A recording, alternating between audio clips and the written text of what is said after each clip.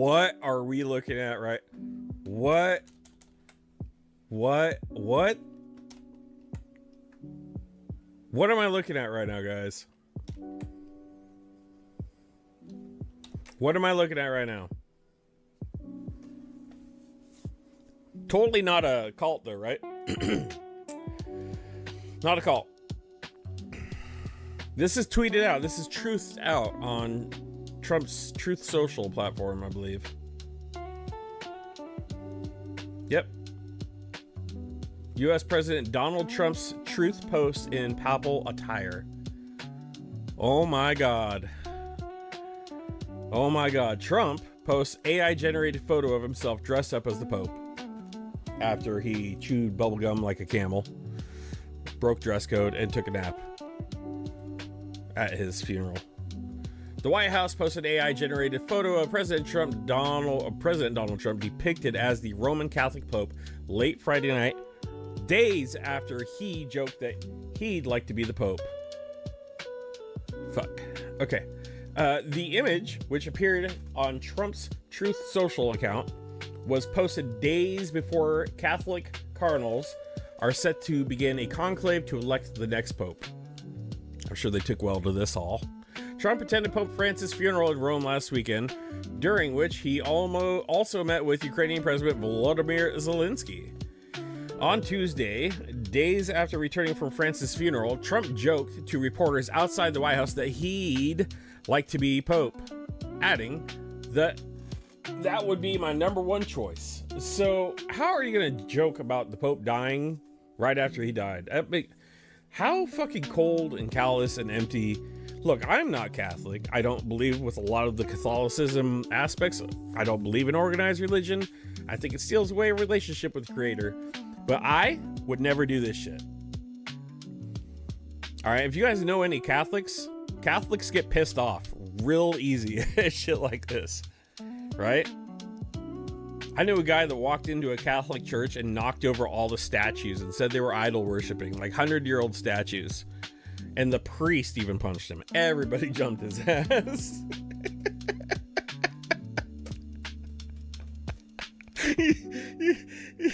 You can't make this shit up, man. What are we doing this role? Why are we allowing this clown show to continue? Why? Because 30% of our nation is overworked, underpaid, undereducated, and has been fed misinformation, misleading information for at least the last 20 years. And I am being very modest when I give that number. The last 20 years. We have been fed misinformation, and we're so busy with our daily lives, we're just going to eat whatever our daddy ate, because that's what he ate in tradition of America. And I'm going to eat my grits and go to work and vote Republican. Hate to break it to you, but your Republican Party is now gone. Welcome to the age of MAGAism. Welcome to the age of MAGAism, guys.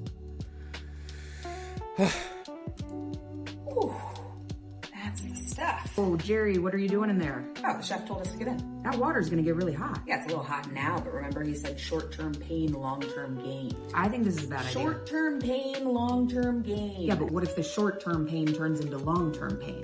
Come on, it's like spa. You're already getting all sweaty. Ooh, toasty. Yeah, it's starting to bubble. Yeah, it's a little hot. You think we could turn it down a little? No, he definitely turned it up. That's okay. Short-term pain, long-term gain. Jerry, come on, let me help you out. No, because I trust the chef. Why would you trust the chef? Listen, he's out there fighting for the lobsters. Why would he fight for lobsters? He's just like us. Jerry, he's not a lobster. That doesn't matter. Jerry, this doesn't make any sense. Are you gonna get in? I'm not getting in the water. Just gotta be patient. Patient for what? It's getting kind of hot. Were you just screaming? No, it wasn't me. Jerry. Ooh, That is MAGA 101. And that's hilarious. And you get a follow for that, ma'am.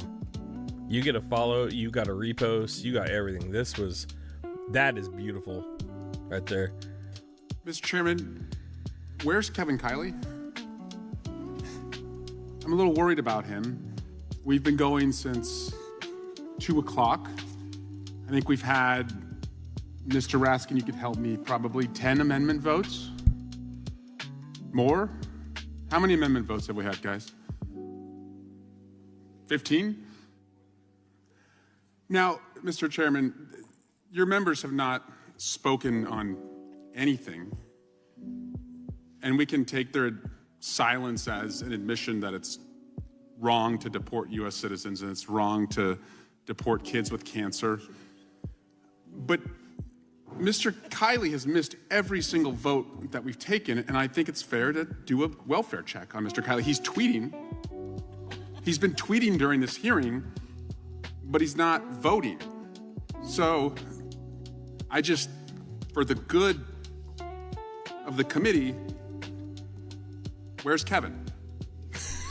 Mr. Swalwell again. This gentleman right here is worth following and listening to. This gentleman right here, I feel, has a sense of what's going on. And if you guys know anything about Kevin Kiley is a devout Christian representative. Very, very, very much so. To the point to where he might be a true believer that is in power.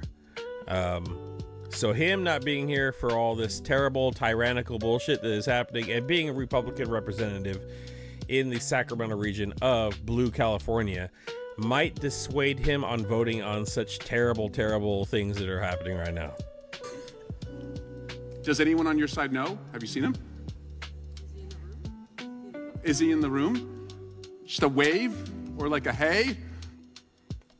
Proof of life for Kevin Kiley, because these are pretty important votes. Deporting U.S. citizens, firing veterans, deporting kids with cancer.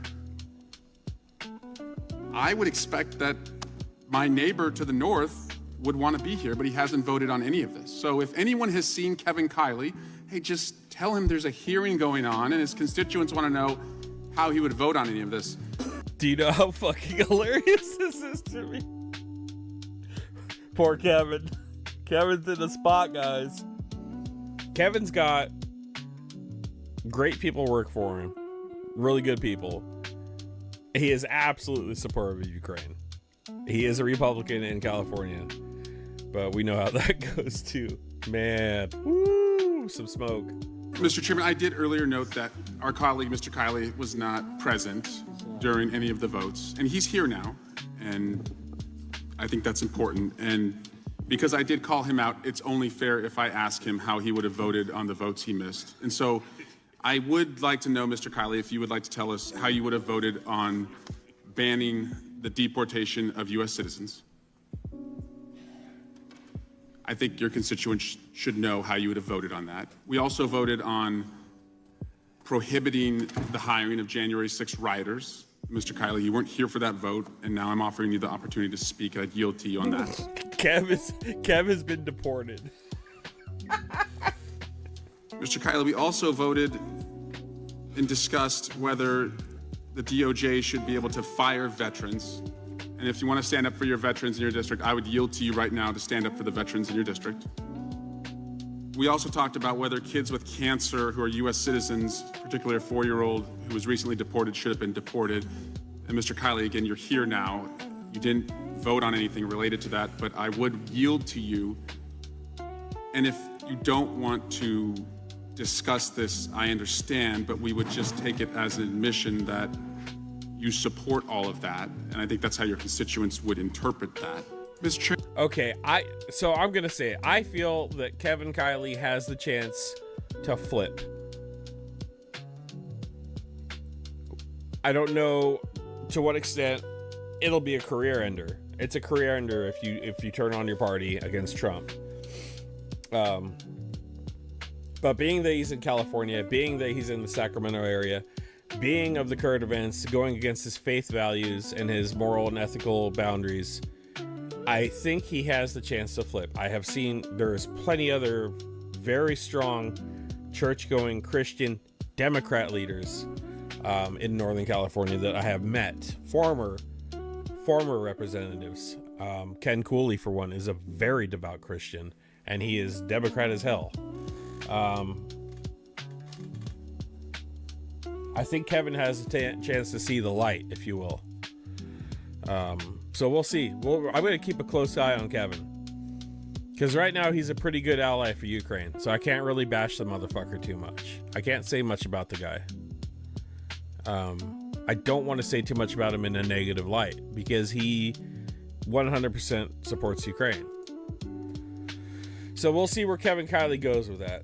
There's a lot of paths you can take. And a very, very narrow trail to the right direction, Mr. Kiley. I know there's some conservatives in the audience. That's okay. Yeah. That's okay. It's fine. Just so you know, though, it is easier to become you. It is. It takes like 2 bad things. It's like you hit traffic and your Amazon packages get stolen and you're like, everybody needs a fucking gun. You're like, all right. It never goes the other way, though, right? It never goes like conservative to liberal. That never happens. It's too long of a journey. Because you have to let love into your heart, which is vulnerable and also gay, so they're not gonna do that. No. I'm fucking dead. See you in the parking lot? Told that joke in Austin last night. Not as great of a reaction. Andy Haynes is a G, guys. That shit's hilarious. Yeah, I'm just gonna play it, guys. Hold on to your seats. This is hard to listen to. Victoria was an incredibly brave Ukrainian journalist born in Zaporizhia and abducted in Zaporizhia by the Russians. Her career was dedicated to documenting Russian war crimes and detention centers, and she found herself in one of those centers, and for months she was tortured, and her body on the 14th of February was returned to Kyiv in a disgusting state, brutal. And it's important to talk about this, and I won't hide away from this because this is what Russia is, and people need to know what Russia does. Her body was returned without her eyes, without her organs. Her brain had been removed. There were signs of electric shocks all over her body, because this is what Russia is. I was in Syria a few months ago after the fall of Assad, and I interviewed people who had been held in detention centers set up by Russian officials that had exactly... They removed her organs and her brain and gouged out her eyes and electrocuted her. This is a journalist. The same stories of torture, of electrocution, because this is the Russian mentality, and this is what Russia exports around the world. And as the White House repeats Kremlin lies, actually, as the White House sends their delegation to the Kremlin right now, and Steve Witkoff greets Putin hand on heart and thanks him for exporting this brutality. Everyone else needs to see and know what Russia is, because Russia is only going to become a pariah, as it deserves to be, as a brutal state, when enough people realize what Russia is. And what happened to Victoria is what Russia is. And it's not just because she's a journalist, it's because she's a civilian. It's because she's Ukrainian. And this is what Russia has done endlessly to civilians in this country. And if Putin gets what he wants, and if Trump gives Putin what he wants, the fate of Victoria is going to be the fate of every single innocent civilian in Ukraine currently held in occupied Russian territories, because this is what Russia does to everyone. And it's so important. It's so important for people to know what happened to Victoria in graphic detail. It's important. And truth matters now more than ever, because misinformation is flooding our airwaves. It's flooding our televisions. It's polluting our news feeds. And Russian narratives are even going to be under this video saying it's a lie, saying that nothing happened to her, or saying that she deserved it. There were teachers, school teachers, kindergarten teachers, and innocent people held in that exact same detention center, because Russia has no regard for human life. And they did this to Victoria to hide the truth as well. They do this to journalists endlessly. They bombed a hotel about a 10-minute drive from here in Kramatorsk. They bombed Ria, the restaurant, a 15-minute drive from here, filled with journalists, because they want to hide the truth. And this is what the truth is. And if you care about the truth, share this and share the truth about what the fuck Russia is, and always will be. Shout out to Kaylin Robertson out there doing the work. This guy, man, and this poor woman. Man. You guys ever read like or watch or see something just so god awful that you shut it off in your head? You acknowledge it happened, but you have to like shut it off. I have a hard time doing that. I have a hard time just watching something and cutting the emotions off and the feelings. Like this just hits to the soul of this is demonic. Absolutely demonic. This is satanic, demonic. This is pure evil. They gutted her, took her brain out, gouged her eyeballs out, and electrocuted her, and sent her home like that. That is the epitome of evil. And they're probably proud of it. Calling them barbarians, barbaric, saying this is medieval, these are compliments. These are compliments to what we're fighting. They like that. This is what gives them the energy. And this is what we're up against. This is what it is. This is the front line. This is why we fundraise. Hey guys, speaking of fundraising, we're going to be talking to Paige in Kansas May 13th. That's Tuesday, this coming Tuesday at 8 p.m. Pacific time. Paige is headed back over to Ukraine. She's going to be providing aid. We're going to boost her fundraise a little. Paige has helped me a bunch behind the scenes with the 14th Mechanized Brigade and some others. And she's supporting a lot of units over there. So please come join us once again, May 13th, Tuesday at 8 p.m. Pacific. See you guys then.